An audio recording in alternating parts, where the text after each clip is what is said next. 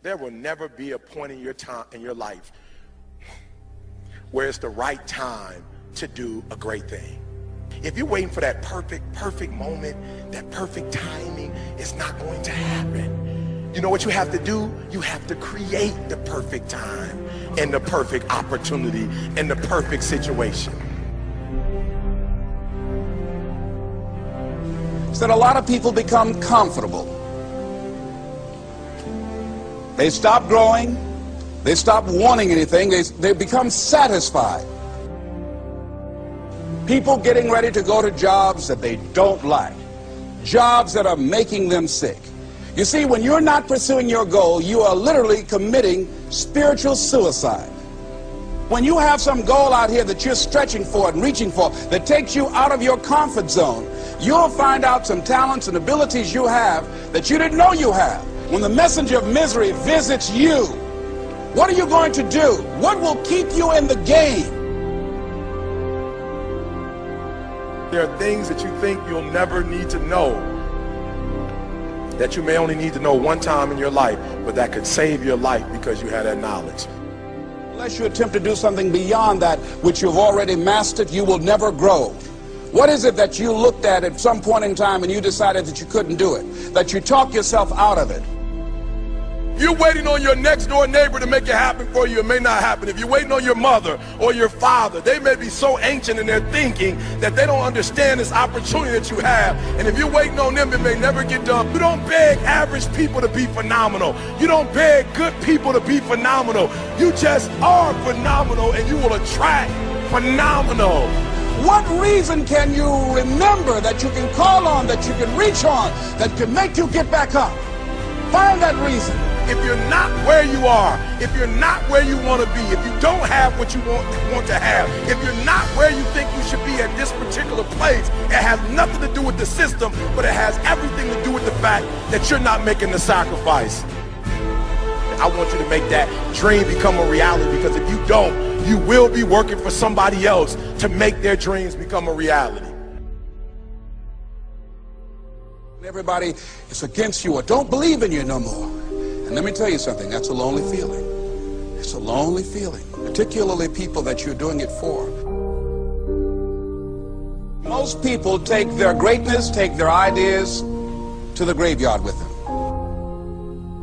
Listen to me, if it was easy, everybody would do it. There are people right now who are working who don't want to work. There are people who hate their jobs, but they keep getting up to do it. The wealthiest place on the planet is the graveyard. Because in the graveyard we will find inventions that we never ever were exposed to. Ideas, dreams that never became reality. Hopes and aspirations that were never acted upon. The question is, what are you going to do with your time? What drives you? And greatness is a lot of small things done well. Day after day, workout after workout, obedience after obedience, day after day. When things don't work out for you, when things happen that you could not anticipate, what are the reasons that you can think of that can keep you strong? You will never ever be successful until you turn your pain into greatness, until you allow your pain to push you from where you are to push you to where you need to be. Stop running from your pain and embrace your pain. Your pain is going to be a part of your prize, a part of your product. I challenge you to push yourself. See, it's easy to be on the bottom. It doesn't take any effort to be a loser. It doesn't take any motivation, any drive in order to stay down there on a low level.